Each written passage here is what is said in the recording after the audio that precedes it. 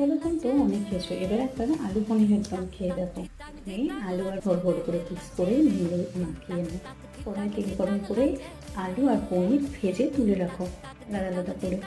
এরপর ওই তেলে জিরে, তেজপাতা, শুকনো লঙ্কা আর গোটা গরম মশলা ফোড়ন দিয়ে দুটো মাঝারি সাইজের টমেটো পিউরি দিয়ে দাও। এরপর ওর মধ্যে দিয়ে দাও 1 চামচ আদা, 1 চামচ কাঁচা লঙ্কা বাটা, পর 1 চামচ হলুদ, পরিমাণ মতো নুন, একটা কাঁচা লঙ্কা, কড়াইশুঁটি দিয়ে ভালোভাবে কষাতে থাকো। অর্ধেক কষা হয়ে গেলে একটা ক্যাপসিকাম টুকরো করে দিয়ে দাও। আবারও ভালোভাবে কষিয়ে নাও মশলাটাকে।